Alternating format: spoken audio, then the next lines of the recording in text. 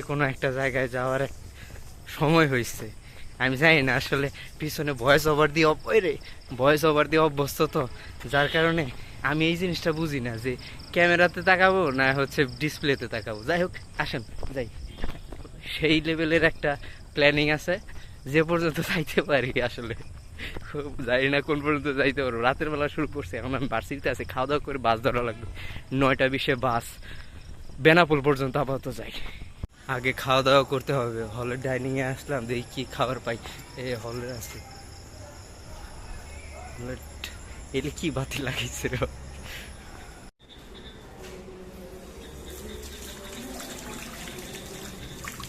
দাও, আর হচ্ছে ডাল দাও। হ্যাঁ হ্যাঁ খাম। এই যে ঢেঁড়স ভাজি, ডাল ভুনার ভাত 35 টাকা। যদি এটার দাম 20 টাকা ছিল একটা সময়, কিন্তু এখন বাইরে গেছে। আবার তো খাইনি আগে। খাওয়া দাওয়া শেষ, এখন হচ্ছে যাওয়ার জন্য প্রস্তুত। নর্মালি হচ্ছে এই সময় ভার্সিটির বাস থাকে। মানে আমার বাস হচ্ছে নতুল্লাবাদ থেকে বেনাপোল পর্যন্ত। তো এই নতুল্লাবাদ থেকে এই ভার্সিটি থেকে নতুল্লাবাদ পর্যন্ত ক্যাম্পাসেরই বাস থাকে, যারা টিউশনি করে তারা আসে। কিন্তু আজকে শনিবার, আজকে তো ক্যাম্পাস বন্ধ, যার কারণে নাই। বাইঙে যাওয়া লাগবে, দেখি কি অবস্থা। আজকে ক্যাম্পাসে মানুষ কম। আগে টাকা উঠায়নি, টাকা উঠানো লাগবে।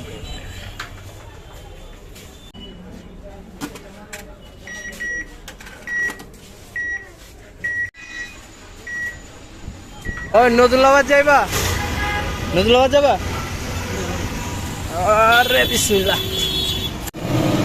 আমি বুঝলাম না, নর্মালি প্রত্যেকবার যাওয়ার সময় কোনো না কোনো জিনিস রাইখা যায়, কিন্তু এইবার একদম পারফেক্টলি ম্যাচ করে গেছে। যেটা হাত দিতেছে ওইটাই খুঁজে পাইতেছে। আমি জানি না কথা শোনা যাবে কিনা। কাউন্টার থেকে বাইরে এসে টিকিটও কাটা শেষ, সিটও পাইছি হচ্ছে এই যে ইয়ের পাশে, E1 এটা একদম জানলার পাশে, এই যে জানলা। কিন্তু হচ্ছে এই জায়গায় সমস্যা হইলো, একটা সুবিধা আছে, 450 টাকা হলো ভাড়া দিচ্ছি, যেটা 500 টাকা ফিক্সড প্রাইস। কিন্তু ভার্সিটির নাম টাম কইছে তো 50 টাকা কম রাখছে কেন জানি। আর সবথেকে বড় কথা হইলো আশেপাশে অনেক মানুষ, বুঝছে। মানিজ্যতের 12টা না 72টা বাজে গেছে। আমি আমার বাপ দাদা 14 গোষ্ঠীর কেউ কোনোদিন ইউটিউবে ভিডিও বানায় না। আমি পিছন থেকে ভয়েস ওভার দিয়ে এটা হিসাব আলাদা, কিন্তু এইভাবে সামনাসামনি কোনোদিন ভিডিও বানাই নাই। যার কারণে এই আমি যখন কথা কইতেছি আশেপাশের মানুষ তাকায় রয়েছে বাইরে। ভাই আমার দাদাই কোনোদিন ভিডিও বানায় না, আমার দাদিও টিকটকার ছিল না। এই এই আপনি ভিডিওর বাংলায় কইরে আমার মানিজ্যতের অবস্থা খারাপ। এর থেকে বেটার হচ্ছে কাপড় খুইলা রাস্তায় ঘোরা। আমি এটা কম লজ্জাস্কর আমার কাছে। যাই হোক, সবকিছু শুরু করে দিয়েছি, আর আশেপাশে মানুষজন তাকাই আছে।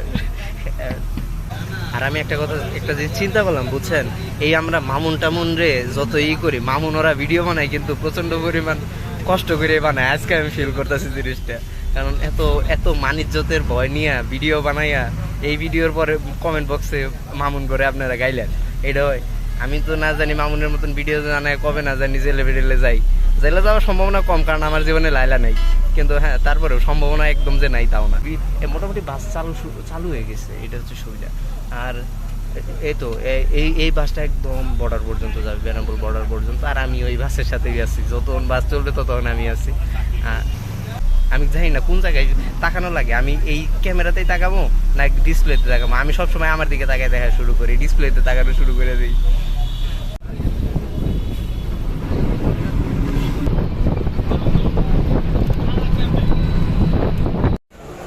যাত্রা বিরতি পাইছি, যা একটু ফ্রেশ ট্রেশ হয়ে নেই, হয়ে তারপরে দেখি কি করা যায়। খাওয়া দাওয়া করা লাগবে।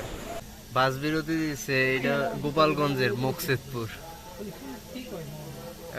জানি না কতক্ষণ থাকবে, কিন্তু হ্যাঁ একটু পরেই সম্ভবত ছাড়বে, দেখি। ওই যে বাস, রাত বাজে প্রায় 4টা। চলে আসছি হচ্ছে বেনাপোল পর্যন্ত, দেখা যাক পরে কি হয়।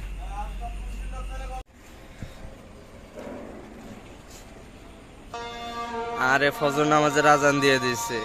এই যে পাসপোর্ট করতে গেছিলাম, পাসপোর্ট আর হচ্ছে ট্রাভেল ট্যাক্স ম্যাক্স সব কিছুই করলাম। নর্মালি 1050 টাকা লাগে, কিন্তু 1200 টাকা দিয়ে একজন লোকরে দিয়ে করায় ফেলছি, কারণ এই ঝামেলায় যাওয়ার ইচ্ছা ছিল না আগে থেকে। ওই কারণে শেষ দিয়ে দিয়েছি। মোটামুটি কাগজ টাগজ সব চলে আসছে। মোটামুটি মানুষজন কমই আছে না? এনে তো দৌড়াদৌড়ি বাজে। আরে মোটামুটি ইমিগ্রেশনের সব শেষ। এই যে একজন পাইছি দিল্লি, এই যে আরেকজন পাইছে দিল্লি, তিনজনে মিলে দিল্লি যাইতেছি। দেখা যাক এরপরে কই বনগা না? Bangaon next destination Bangaon. বনগা এই জায়গা থেকেই পাওয়া যায় না? আরে ওই দিকটা বাঙ্গা মাগে এনতে জিগে কত করে। আচ্ছা, টাকা ভাঙানো শেষ। মোটামুটি 14,640 টাকা পাইছি, 20,000 টাকা ভাঙাইছি আর কি। তাহলে কই যাইতেছি কোন তো? শিয়ালদা। শিয়ালদার পরে কই? আরে মি আপনার ইউটিউবে দেখাবো কি কর না কোন একটু আইসা দেন। গাও গ্রামের মতো দেখতে তো গাও কামের মতো এইটাই তো দেখা লাগবে। বাংলাদেশে থাকলে এই গাছটি কাইটা রাস্তাটা প্রশস্ত করে রাখতো। এই যে সেই যশোর বনগা আসছি। বনগা থেকে হচ্ছে শিয়ালদা, বনগা থেকে বেনাপোল থেকে বনগা পর্যন্ত ভাড়া 50 টাকা। আর আমার কাছে টিকিট। আর হচ্ছে বনগা থেকে হইলো শিয়ালদা পর্যন্ত ভাড়া 20 রুপি। টাকা কইকে সব রুপি। আর এই যে দ্বারা আমি ট্রেন দেখাইতেছি, এই হচ্ছে শিয়ালদার ট্রেন ধরা লাগবে রে মনু, দৌড়া শুরু করলে একটার মধ্যে ই করবো, সমস্যা না, একাইতে থাকি। একটার মধ্যে ওঠো, তোলাচ্ছ তো এই জায়গায় দেখে মনে হয় যে অনেক ভিড় হয়। এই যে ট্রেন মোটামুটি ছাড়ে আইছে, এখন শিয়ালদার উদ্দেশ্যে যাইতেছি। এই যে চাচা আমগোর জন্য খাবার দাবার নিয়ে আসছে, খাবার আগে খায় নি। বিসমিল্লাহ। আপনার বাসা থেকে বুঝছাও যে আমরা মানুষ কয়েকজন বেশি যাবো, ওই জন্যই আরো বেশি বেশি করে দিয়ে দিচ্ছে, বুঝছেন?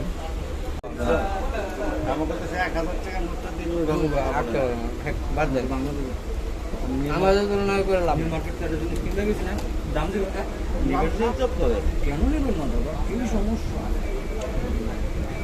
ওরমই।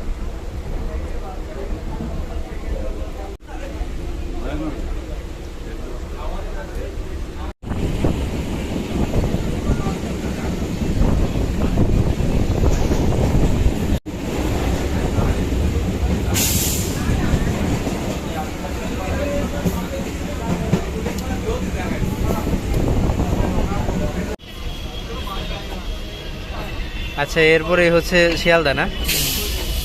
মোটামুটি প্রায় শিয়ালদা পর্যন্ত চলে আসছি।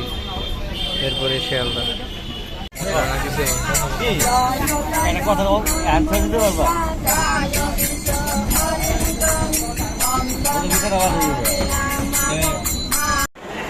ফাইনালি শিয়ালদা পর্যন্ত আসছি।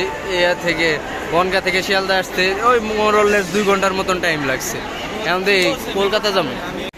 এই হচ্ছে শিয়ালদা স্টেশন। শিয়ালদা স্টেশন এই সাইডটা একটু কমলাপুর স্টেশনের মতনই লাগে আমার কাছে, এইটাই মনে হলো এই সাইডটা। আর এত ভিড় কে এই শিয়ালদা স্টেশন, হিউজ পরিমাণ ভিড়। সেই বিখ্যাত হলুদ কি আরে না, এর হলো স্টিম ইঞ্জিন, সিগারেট ছাড়া চলে না। আপনি এত সিগারেট খান কে মিয়া? আমরা যাইতেছি ফেয়ারলি প্লেসে। ওই যে নর্মালি বাইরে থেকে যারা আসে, ইন্ডিয়ার বাইরে থেকে, তারা ওই জায়গা থেকে ট্রেনের টিকিট কাটে আর কি। আমরা মোটামুটি 3 জনই দিল্লি যাবো। আর দিল্লির টিকিট আজকে রাত্রে পাইলে আজকে রাত্রে দিল্লির জন্য রওনা দিব, অথবা না পাইলে কালকে কোন টাইমে পাই ওই টাইমে রওনা দেওয়া লাগবে। এই যে আঙ্কেলের ব্যাগের চেন ছিঁড়ে গেছে, চেন লাগানোর জন্য আমরা একটু থামলাম, এরপরে আমরা আবার রওনা দেবো। এই যে ফুট ওভারব্রিজ, এটা পাড়ি দিয়ে ওই পাশে গেলে ফেয়ারলিতে যাবো। মানে ওই যে নর্মালি যে বাংলাদেশে মানুষজন টিকিট যে জায়গা থেকে কাটে, ওই ফেয়ারলি প্লেস থেকে হচ্ছে টিকিট কাটার জন্য লাগে, ওই ভিসার স্ট্যাম্পের ফটোকপি লাগে। ওই যাইতেছি ফটোকপি করতে। জানি না আজকে টিকিট পাবো কিনা। আজকে না পাইলেও, আজকে যদি পাইলাম না হলে আগামীকালে টিকিট কাটা লাগবে। এখন দেখা যাক কি হয়, শেষ পর্যন্ত কোন সময়কার পাই। আরে ভাই, ফেয়ারলি থেকে টিকিট কাটার জন্য নানান রকম ঝামেলা। এই যে ভিসা, পাসপোর্টের ফর্ম, এইগুলা ফটোকপি করা লাগে। ফটোকপি করে নিয়ে আবার একটা ফর্ম পুরা করা লাগে। তারপরে জানি না আজকে টিকিট পাবো কিনা। আজকে টিকিট না পারলে এই জায়গায় কোনো একটা হোস্টেলে থেকে যাবো, কালকে যাবো। আর এই ফেয়ারলি এটা খুব একটা দূরে না, শিয়ালদা স্টেশন থেকে বেরোয়ার পরে যে কাউরে বইলা দিলে হবে যে কত নাম্বার বাসে যাব, 12 রুপি নিছে প্রত্যেক জনের। আমরা 3 জন আছি, 36 রুপি দিচ্ছি। ওই তো 12 রুপি করেই নেই সবার, এটা ফিক্সড প্রাইস।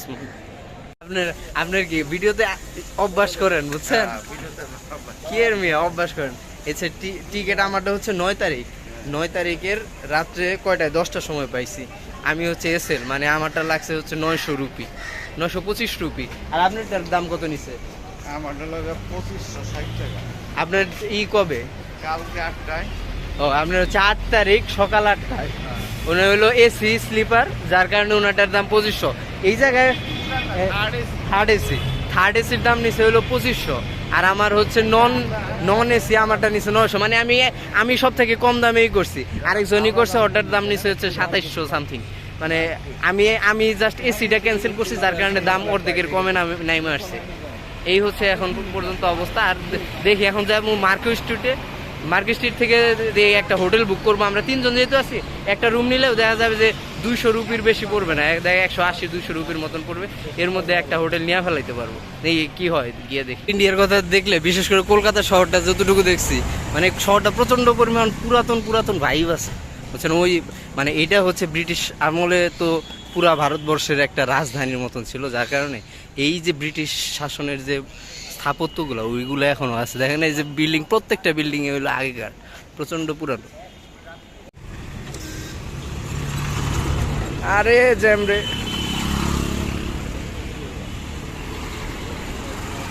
রে ভাই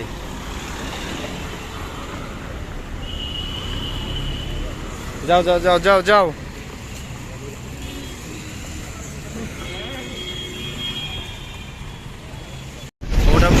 আরে বাপরে, মোটামুটি মার্কোস্টের গাড়িতে উঠছি, এই আর বৃষ্টি শুরু হয়ে গেছে। আরে ভাই রে ভাই, বৃষ্টি শুরু হয়ে গেছে। যাইতেছে হোটেল বুক করতে। আমরা 3 জন আছি তো, 3 জন এক রুমে থাকবো, হয়তো বা হোটেলের ভাড়া কম লাগতে পারে। দেখা যাক কি হয়। দেখেন কি পরিমাণ বৃষ্টি। আর এই যে বাসের ভেতরটা এরকম, এটা খুব পুরাতন বাস, মানে পুরাতন। এই যে বৃষ্টি শুরু হয়ে গেছে। আরে ভাই রে ভাই, প্রচন্ড বৃষ্টি। এইদিকে আবার বৃষ্টির মধ্যে গাড়ির যে ঝাঁকি, 2 ফুট উঁচায় উঠতেছে আর 2 ফুট নিচে নামি। আজকে একদম দুপুরের পর থেকে বিকালে ভয়াবহ রকমের বৃষ্টি। আপনার দেখা এই জায়গাটার কি অবস্থা।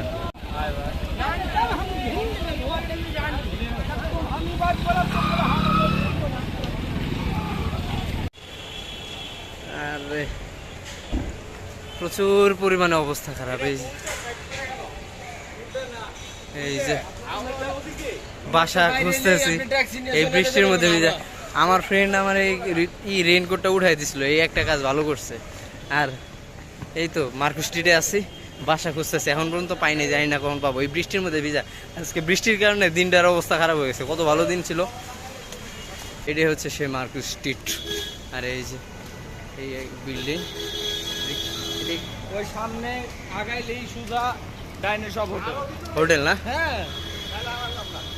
আরে হ্যাঁ সেটাই, কারণ পাসপোর্ট এটা হচ্ছে আমাদের।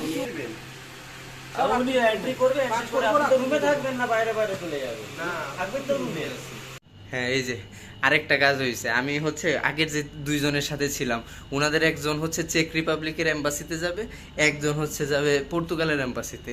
ওনাদের এম্বাসি রিলেটেড কাজ কোনো, আমার তো আর ওই রকম কোনো কাজ নাই, যার কারণে আমি আবার পরবর্তীতে বাসা খুঁজতেছিলাম এই মার্কো স্ট্রিটে। এই বাসা খুঁজতে গিয়ে পরে আরও 3 জনের সাথে দেখা হয়েছে। আর মানে যে ওই আগের যে 2 জন ছিল, ওই 2 জনের হারাই ফেলছি, আর সাথে সাথে আরো বাংলাদেশি 3 জনের সাথে দেখা হয়েছে। পরে ওনাদের 3 জন আর আমি একজন, 4 জন মিলে আবার বাসা খোঁজা শুরু করি। আর এই বাসাটা খুঁজে পাই। এখন যে বাসাটা নিছি খুবই কষ্ট হয়ে গেছে, সারাদিন ঘুমাই নাই, কিন্তু আলটিমেটলি একটা বাসা পাইছি, যেটা দামও ঠিক আছে, 1400 টাকা ভাড়া নিছে। বাসাটা দেখতে অনেকটা এমন বাসা, 4 জনের জন্য 2টা বেড আছে। আর এই যে জিনিসপত্র রাখার জন্য আর ওই রকম তেমন কিছু নাই। এই যে এই জায়গায় আছে, এই এসি আছে, একটা জিনিস সুবিধা আছে। আর এই যে ওয়াশরুম, এই পর্যন্তই, আর কিছু নাই। এই টিভি আছে একটা। এই বাসার ভাড়া নিচে 1400 টাকা।